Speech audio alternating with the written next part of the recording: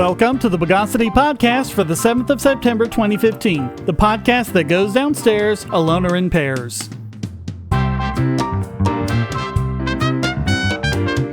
This is your host, Shane Killian, and joining me again this week is Jonathan Loesche. John, welcome back to the podcast. Great to be here. First of all, a correction from last week. I was talking about these reports and commentaries after the shooting of two reporters in Virginia and saying how they shamefully came out only about 2 hours after the shooting. Sorry, but I got the time wrong. When I looked up the time the shooting occurred, it said 6:46 a.m., but that was on a West Coast news source, so I assumed they converted that to Pacific time, so I converted it back to Eastern, but the shooting occurred at 6:46 Eastern time, so it was really more like 5 hours after the shooting, not 2. Not that that really helps them any. They still look like opportunistic psychopaths for doing that, but still, had to correct it. Yeah, we all make mistakes. All right, let's recombobulate the news of the Bogus. More drama in the continuing saga of Megaupload. So what happened, of course, was the government seized control of Megaupload's server so they could copy it and get all the information on it. They relinquished control, but Megaupload isn't allowed to do anything with it because, of course, there's all this illegal stuff on there. Well, what a lot of people are saying is that since there's things on there that people need that aren't illegal, that are like their own files, that the government should buy the servers to at least preserve the user data and give people an opportunity to get their stuff back. And the government's saying, nope, we don't have to do that. Not a big shock. And we're talking about over 1,000 servers from Carpathia Hosting in Virginia. Carpathia was bought out by a company called QTS, and they're asking the court if they can get rid of all this data, which of course is just sitting there being expensive for them for no real gain. But users came forward saying they want to preserve their data because they want to be able to get it back and they don't want that to be destroyed. So Megaupload's team said, hey, if you're not going to let us do it, then it should be your responsibility to buy the servers and take care of the hosting costs. But the filing in the district court say, nope. They don't have any responsibility at all to that. Here's what U.S. Attorney Dana Boente said, quote, "The government has already completed its acquisition of data from the Carpathia servers authorized by the warrant, which the defendants will be entitled to during discovery. As such, there is no basis for the court to order the government to assume possession of the Carpathia servers or reimburse Carpathia for allocated costs related to their continued maintenance." Yeah, I mean, we already know that the U.S. court system takes years, particularly on a big case like this. And this is unfortunately a very sad side effect of it, is the U.S. company is basically sitting on possibly $100,000 worth of servers. Oh, at least. That have no practical use at this point. Yeah. And the U.S. government doesn't care. It's not their money. Yeah. And there was monumental amounts of data on these sites that, okay, we all know the fact that these sites are used to download Game of Thrones, True Detective, and anything else under the sun, but there's monumental amounts of very legal, valid file sharing that isn't related to that. So tying up these servers just based on potential illegal file sharing, you're denying people their own data that is valid and legal. Yeah, so they said that they are going to allow Megaupload to look through the data they took from the servers, but only after they're arraigned, which hasn't happened so far, and it's 3 years on now. And they also said, quote, "The United States continues to request that the court deny any effort to impose unprecedented financial or supervisory obligations on the United States relating to the Carpathia servers. Imposing unprecedented financial obligations on the defendants is apparently A-OK."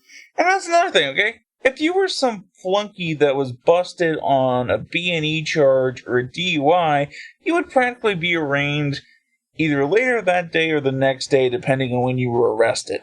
Yeah. 3 years. So Megaupload, a while back, wanted to buy the servers directly to preserve the data. The US and the MPAA both blocked it, and the MPAA has come out again and said that they don't want them to have it.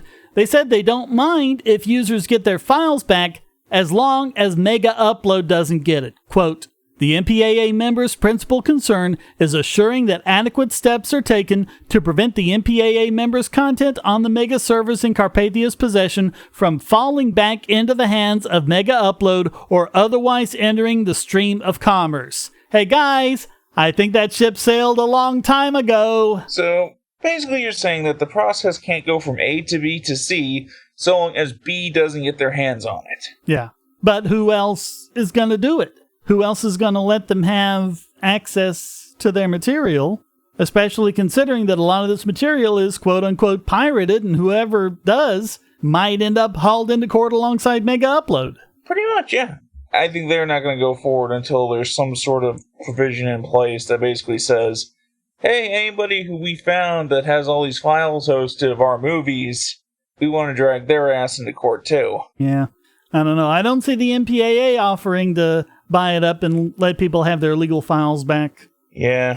Yeah, so it's all kind of stuck in the middle of a catch-22, although it actually looks more like a catch-44 or catch-66 at this point. So Sirian will be having his head spinning at this lately.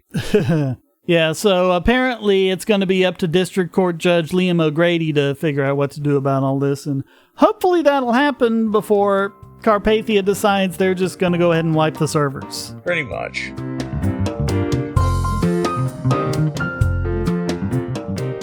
Say, if you're tired of the promos in this podcast, well, the patrons got it early and with no ads or promos. Just go to patreon.bogosity.tv and donate at any level. Hi, I'm Dave. You may recognize me from previous Bogosity episodes. However, I'm not here to talk about that. I'm also part of a podcast, the Superplex Brothers Podcast. Head on over to superplexbros.com. You can check out the podcast for video games and pro wrestling. We also have news, reviews, and editorials and all kinds of stuff just to talk about video games and pro wrestling and everything else that comes in between. So if you're into that, why don't you come check us out? So the NSA has been collecting all sorts of information about us online for many, many years now. Oh, but that's okay because it's all metadata, right? What harm can come from metadata? Well, after one security expert after another trying to explain it, journalist Will Ockenden with the Australian Broadcasting Corporation decided to release his metadata and see what people could find out about from him from that. And what he said was, quote, "The public's analysis has been at times scarily accurate. They've trawled through everything very, very thoroughly. A year of my life has been given a very good going over. They picked up on the major trips, the work times, my habits, and more." And this isn't anything new. I remember when this first sort of broke out, who's the guy on YouTube? Against the Noise. He made a video on that, and he showed the exact same thing, that you could figure out his work habits, you could see that he went to a doctor's office every Thursday for a condition, that you can figure out where his, parents and in-laws lived. Yeah, and they were able to follow this guy to work and back. They figured out that most days he took the Manly ferry, but also some days he got on a bus, and some days he just took his car, and they were able to successfully find out when and what routes he took. Mm-hmm. And he said, quote, "While I expected my home and workplace to show up pretty clearly, I was shocked at some of the insights people were able to glean from the data.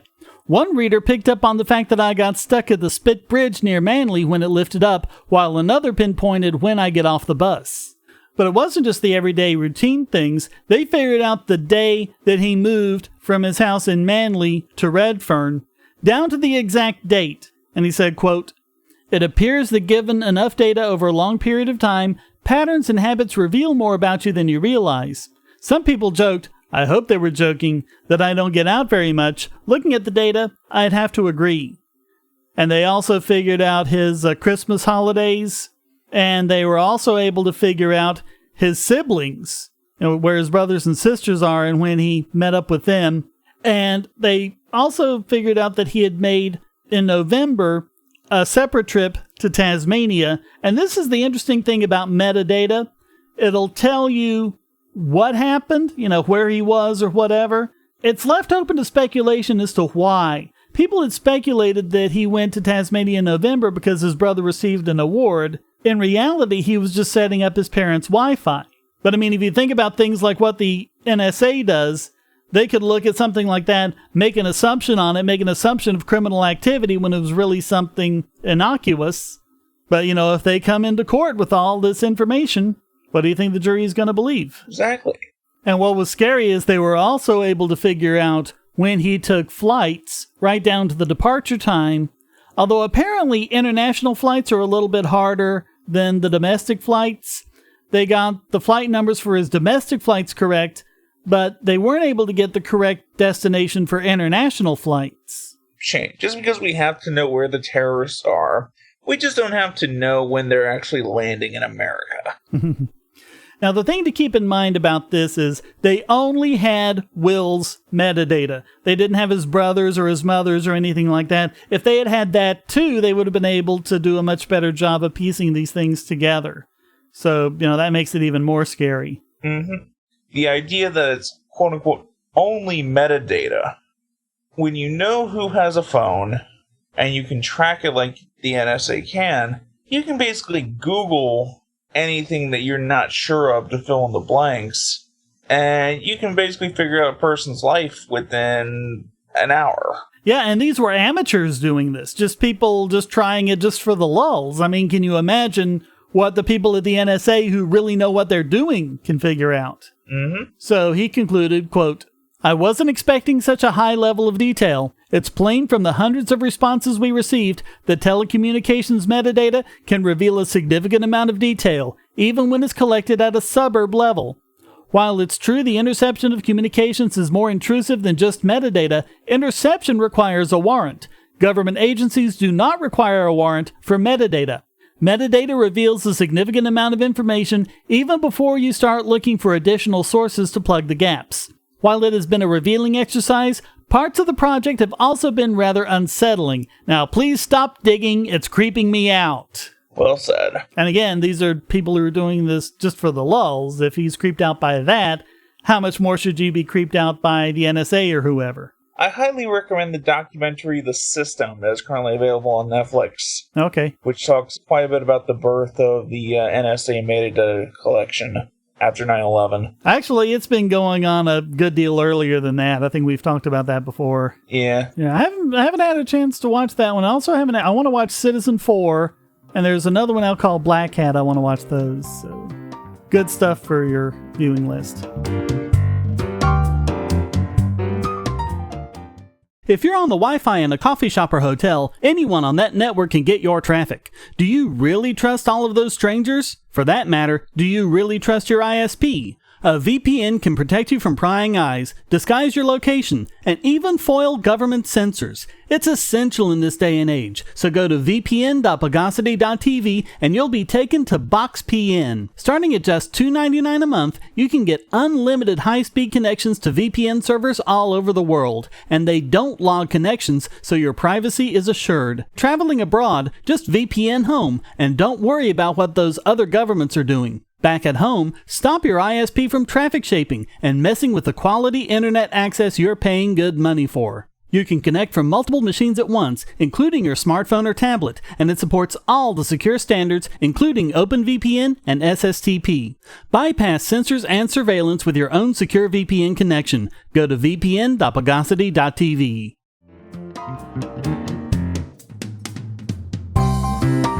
So lots of people have fun playing video games, and at least so far, content warnings and ratings notwithstanding, there's not much in the way of regulations requiring games to be government approved before release.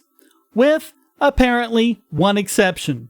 There's a game called Project Evo, which has shown good preliminary results in being able to train the players to ignore distractions and stay focused on tasks, which is really important for people who suffer from disorders such as ADHD. And Matt Omernick, the executive creative director at Akili, who made the game, said, quote, "We've been through 8 or 9 completed clinical trials in all cognitive disorders, ADHD, autism, depression.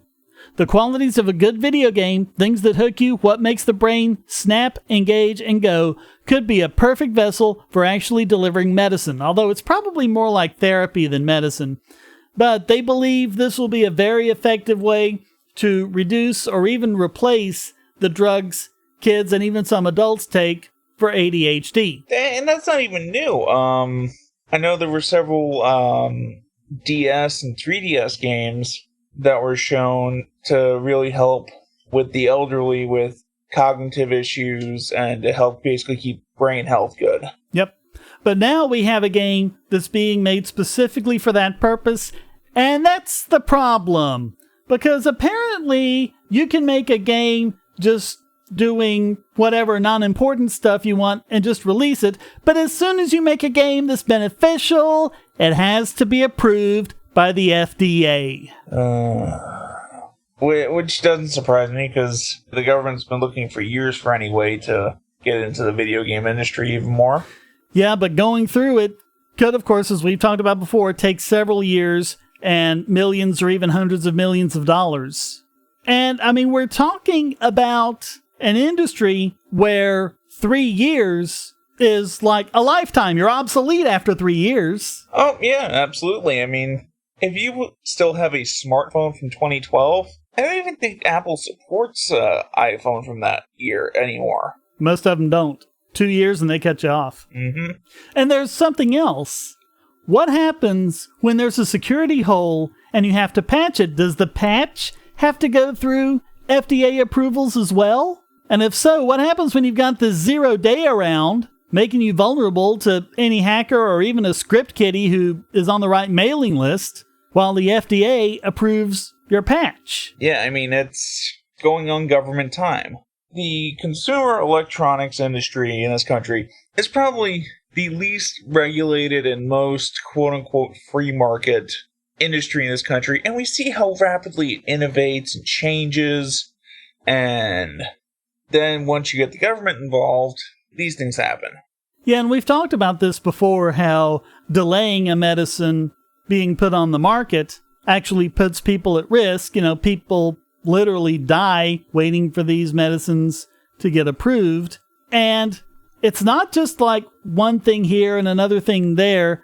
The FDA has authority over something like 25% of all consumer goods in the United States. And they've got a great quote here from Milton Friedman. Put yourself in the position of an FDA bureaucrat considering whether to approve a new proposed drug. There are two kinds of mistakes you can make from the point of view of the public interest. You can make the mistake of approving a drug that turns out to have very harmful side effects. That's one mistake. That will harm the public. Or you can make the mistake of not approving a drug that would have very beneficial effects. That's also harmful to the public. If you're such a bureaucrat, what's going to be the effect on you of those two mistakes? If you make a mistake and approve a product that has harmful side effects, you are a devil incarnate. Your misdeed will be spread on the front page of every newspaper. Your name will be mud. You will get the blame. If you fail to approve a drug that might save lives, the people who would object to that are mostly going to be dead. You're not going to hear from them. Mm-hmm. And it's also, harkening back to Bastion with the seen and the unseen, you see the people who die when they take a medicine. When someone dies because a medicine isn't available, that isn't quite so obvious. I mean, just consider how many lives might have been saved if we'd had medical marijuana all this time. Not even just lives been saved, but people who wouldn't be hooked on terrible painkillers and Oxycontin and all that good stuff. Yeah. But I mean, we can point to individuals like Peter McWilliams. If we can point to one person like that, that has to be repeated thousands and thousands of times over, but there's no way to find them. There's no way to count it. Mm-hmm. But apparently it's all about the competition. A Pfizer representative was quoted in NPR that, quote, game designers should go through the same FDA tests and trials as drug manufacturers. Even though there's absolutely no way a video game can affect you biochemically. Right, yes. And God forbid someone is able to buy a treatment for... Okay, even if you have to buy a system and a game... Okay, so like you pay $400, I guess, for an Xbox, and then $100 for the game, that's $500. And also without having to go see a doctor to get a prescription. Yeah, that's less than a year of paying for the medication, even without considering how much you pay for the doctor visit. And insurance. Oh, yeah. Do you get the idea they're just trying to screw up our health? You know, sometimes like this, it makes me wonder every now and then when the anti-vaxxer woos, when they say that vaccines are just all about health companies' profits, sometimes I wonder. You know? Well, vaccines aren't because they don't make a lot of money for them, but you see things like this. I know, Shane, just saying. But you see things like this, and it's like, yeah, there is this tendency for them to want to sacrifice our health for the profits, which is why this needs to be more of a free market. Exactly.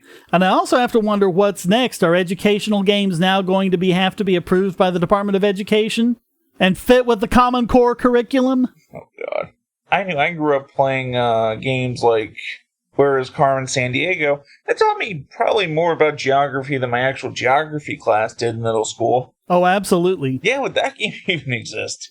I remember when they did the PBS series of Where in the World is Carmen Sandiego, they ended up canceling the series, not because it wasn't popular or people weren't watching, but because the kids got too good at geography.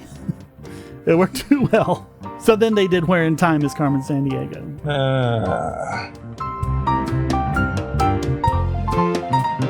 Now you can make Amazon purchases with Bitcoin by going to purse.bogosity.tv. That's P-U-R-S-E. Moreover, most purchases can be made at a discount. Save an average of 20% just by buying from Purse, or get even greater discounts by linking your Amazon wish list. Go to purse.bogosity.tv.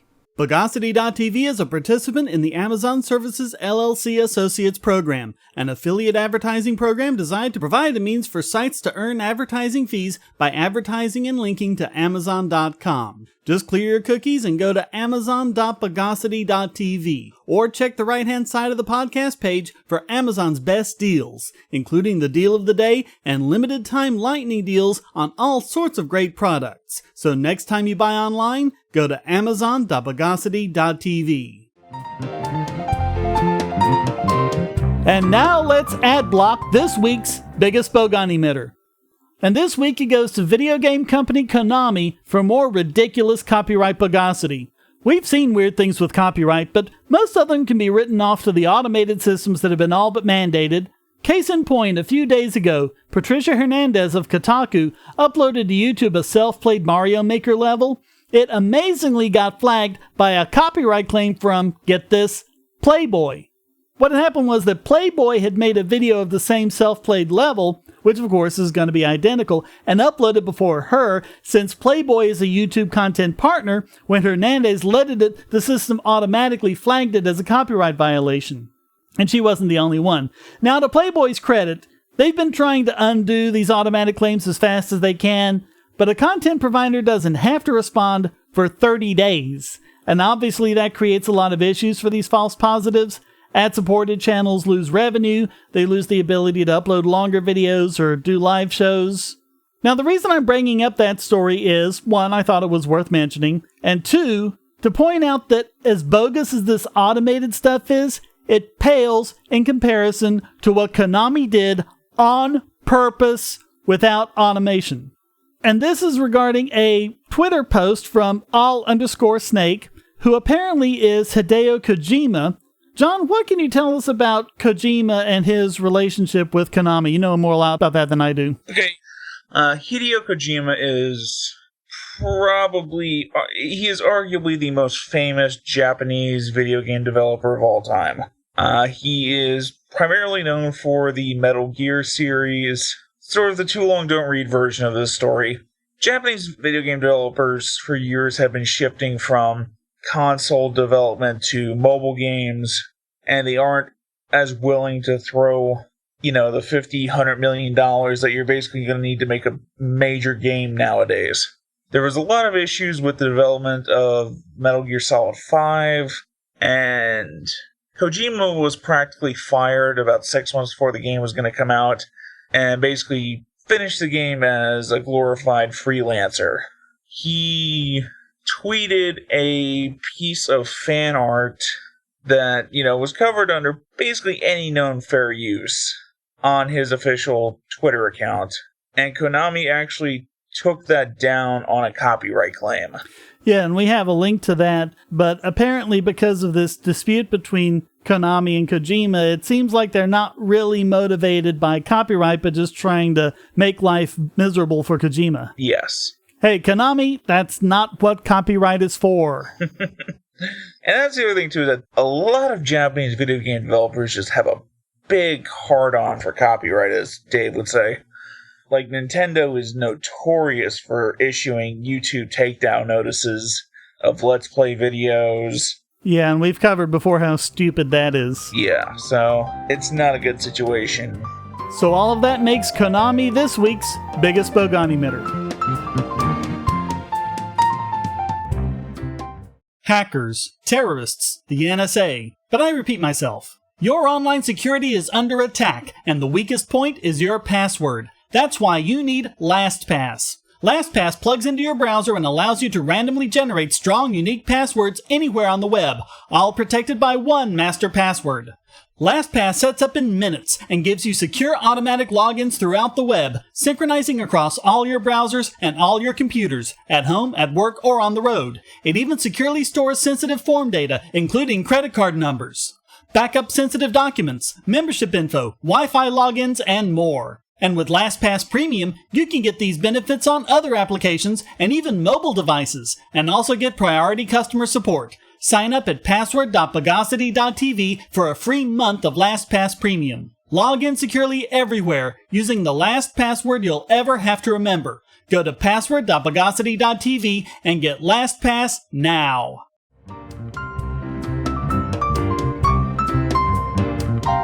And now it's time to blackball this week's Idiot Extraordinaire. And this week it goes to the Cumberland County, North Carolina Sheriff's Office for more incredible bogosity around age of consent laws.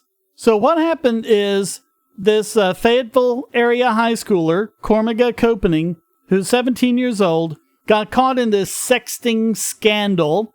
Apparently, he was having sex with his girlfriend, who was the same age, and they've been having sex since they were 16, which is the age of consent in North Carolina. And yet, he's facing charges of sexually exploiting a minor and facing a possibility of up to 10 years in jail.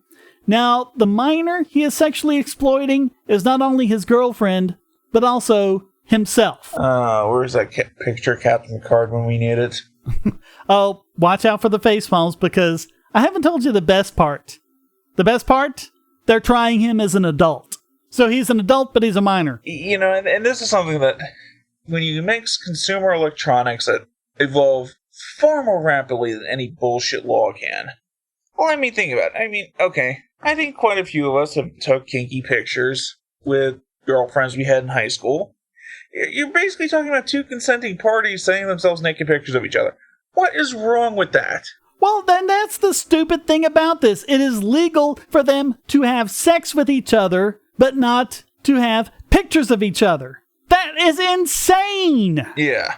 And there's no evidence and no accusation that they were doing this before they were 16. And the only reason anyone else even saw the pictures is because the sheriffs found them when they were searching his phone on a charge that the press apparently hasn't been able to figure out what's going on, but it had nothing to do with sexting.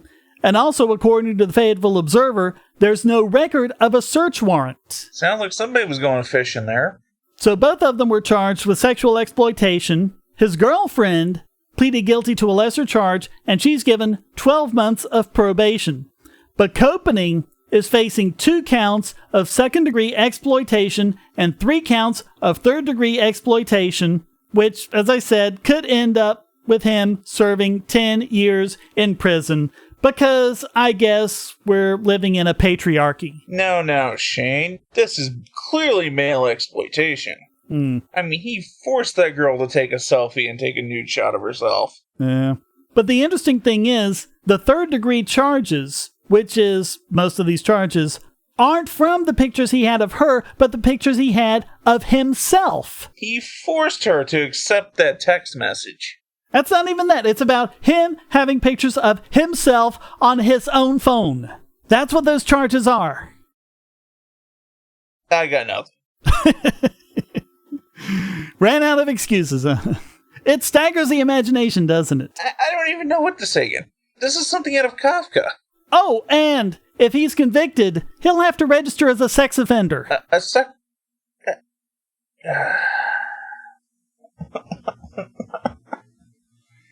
Never. I got nothing. I mean, is there any point in having a sex offender list anymore?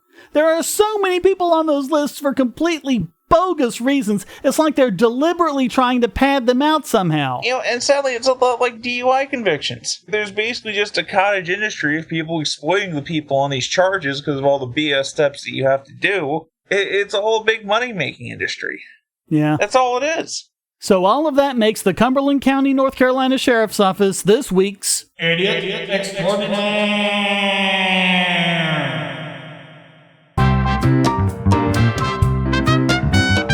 Well, that wraps up this For Depressing Phone Sex Dial 1-900-ALFALFA edition of the Bogosity podcast. As always, you can come to forum.bogosity.tv to read the show notes and join the discussion. This podcast depends on you to keep going, so please donate using the links on the website or at patreon.bogosity.tv, and feel free to join in by sending a question, statement, news article, or rant to podcast@bogosity.tv. You can even stick it in an audio file if you want. Thank you for listening, and thanks again to Jonathan Loesche for joining me. Always glad to be here, Shane. Until next time, here's a quote from Mark Twain. Only one thing is impossible for God, to find any sense in any copyright law on the planet. The Bogosity podcast is licensed under Creative Commons Attribution Non-Commercial No Derivatives 3.0 Imported License.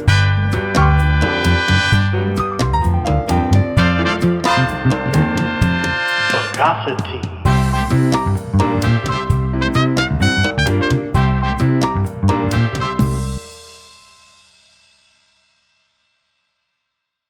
Do you want answers to creationist claims against evolution?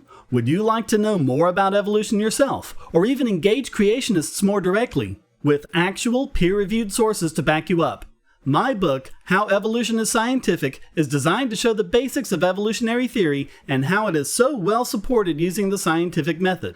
It's impeccably sourced, with references to the actual scientific material, and is arranged using the creationists' own criteria of what is scientific. Using their own arguments against them, see how evolution is scientific, but creationism is not, based on observations, accurate predictions, logic, and evidence.